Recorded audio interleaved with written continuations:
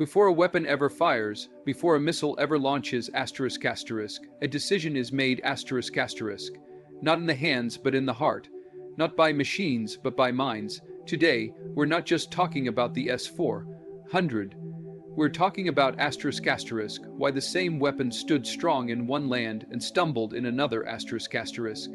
This is more than strategy. This is about purpose, clarity, and the spirit behind every choice we make. Stay with me, because by the end of this journey, you'll see that victory doesn't begin on the battlefield.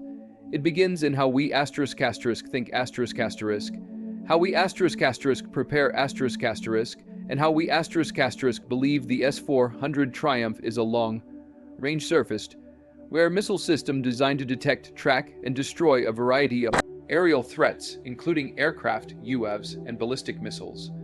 While both India and Russia possess this advanced defense system, their strategic approaches to deploying and utilizing it have been fundamentally different.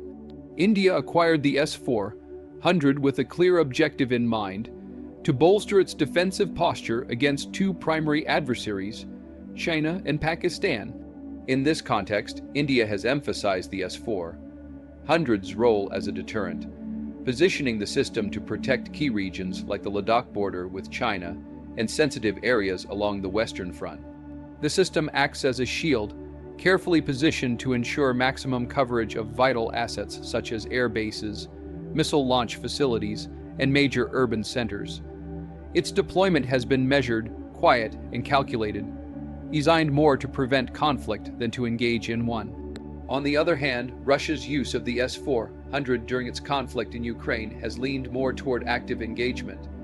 Unlike India's defensive stance, Russia attempted to use the S-400 as part of a broader, more aggressive military operation. The system was deployed in contested, volatile zones with shifting front lines, often exposed to surprise attacks, tactical drone swarms, and Western-supplied long-range precision weapons.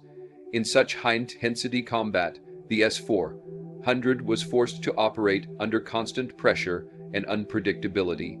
It was not used just to guard fixed locations, but was expected to continuously respond to evolving threats, which diminished its effectiveness. The contrast lies in intent and environment. India has kept the S-400 behind the lines as a protective umbrella, while Russia pushed it toward the front, expecting it to be both sword and shield in an unpredictable battlefield. This difference in strategic use shaped how the system performed in each country. Geography plays a critical role in the effectiveness of any air defense system, and the S-400 is no exception. The environments in which India and Russia have deployed the system differ significantly, influencing its performance and survivability. India's geography offers several advantages for a system like the S-400. The country has natural barriers such as the Himalayas in the north and deserts in the west, which serve as buffers against immediate and surprise aerial threats.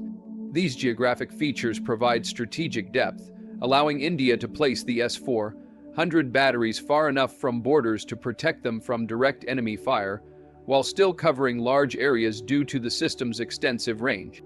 Additionally, India's relatively stable borders and lack of continuous high-intensity conflict allow for more secure and deliberate placement of these systems.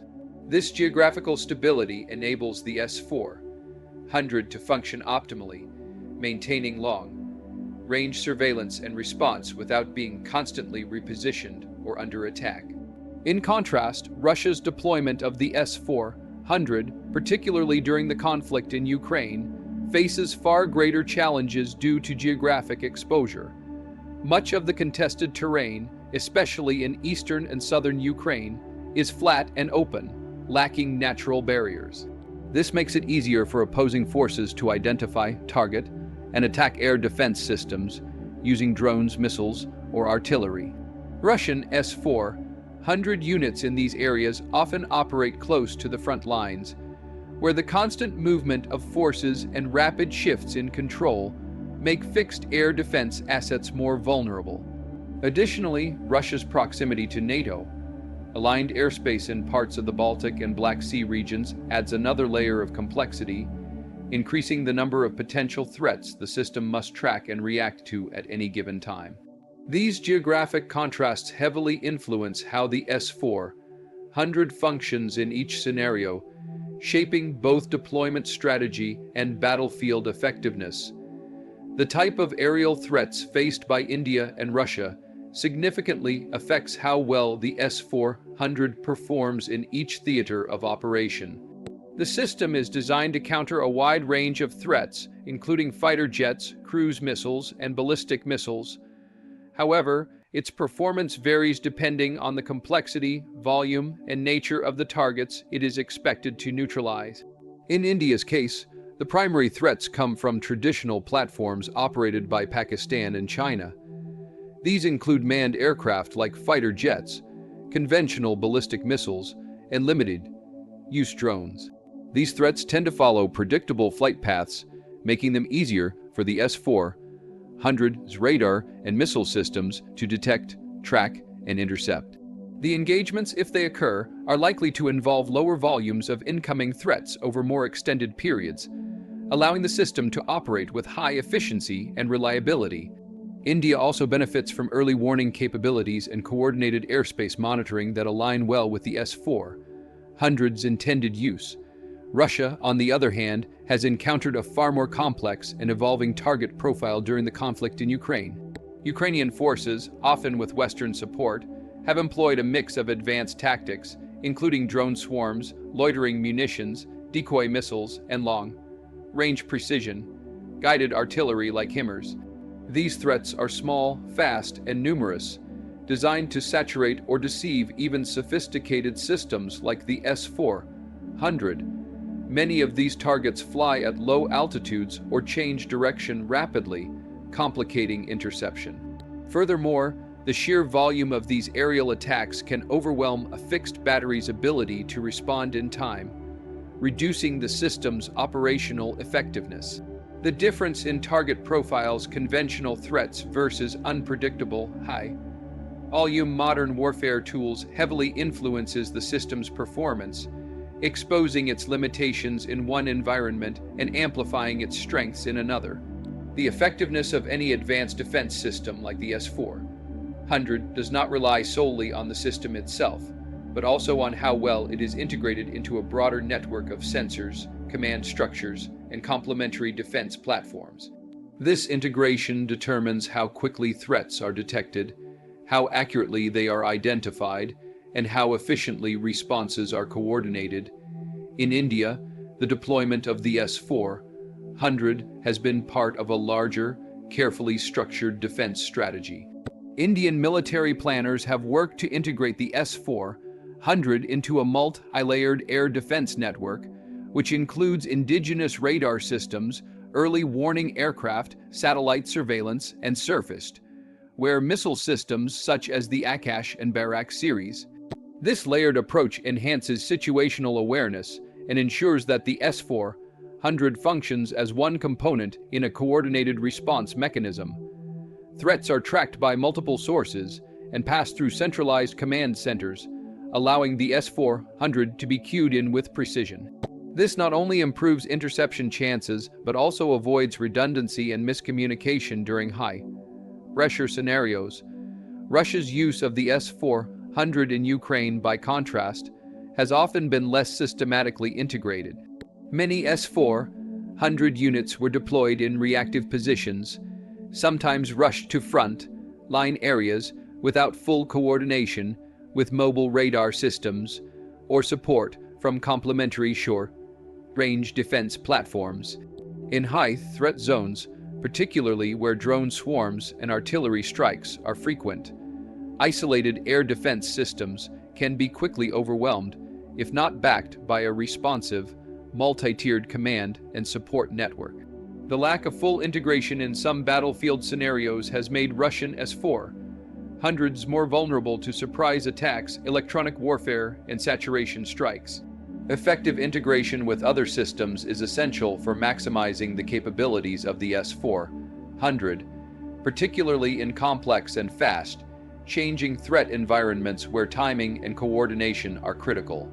The operational doctrine behind how a weapon system is used can greatly influence its performance in the field. The S-400 is a sophisticated long long-range air defense system, but its success depends on how it is employed within a country's broader military strategy and rules of engagement. India's approach to using the S-400 has been marked by restraint and careful planning. The system is primarily deployed as a strategic deterrent rather than a frontline weapon. Indian military doctrine places the S-400 in protected, well-prepared zones that cover high-value assets such as major cities, air bases, and nuclear command centers. The emphasis is on maintaining air superiority in key regions and preventing hostile aircraft or missiles from penetrating critical airspace. This defensive, conservative doctrine means the system is kept out of high-risk zones and is rarely exposed to direct enemy fire. It also allows time for coordination, communication, and multi-layered response planning, which aligns well with the S-400's design as a high-value asset meant to provide coverage over large areas. Russia, in contrast, has used the S-400 more aggressively and reactively during the conflict in Ukraine. Many of its deployments have been near active combat zones where the threat landscape changes rapidly. In some cases, Russian units have been moved or activated on short notice in response to enemy activity, without the benefit of thorough planning or integration with other assets.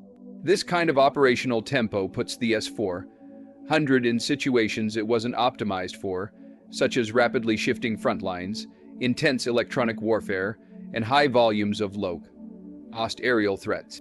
The doctrine surrounding its use has often been shaped by immediate tactical needs rather than long-term strategic positioning, which has exposed the system to risks and reduced its overall effectiveness. Different doctrines lead to different battlefield outcomes, even with the same hardware. The surrounding electronic warfare (EW) environment plays a crucial role in determining how effective an air defense system like the S-400 can be in real-time operations. Electronic warfare involves the use of electromagnetic signals to disrupt, deceive, or disable enemy systems, including radar, communication, and targeting networks. India's S-400 systems operate in an environment that is relatively low in electronic interference. Its borders, while tense, are not saturated with constant jamming, spoofing, or electronic attacks. This allows the S-400's advanced radar systems to operate at full capacity with clear signal reception, accurate target tracking, and reliable missile guidance. The lack of persistent EW threats ensures that the system's sensors and engagement protocols function without significant disruption.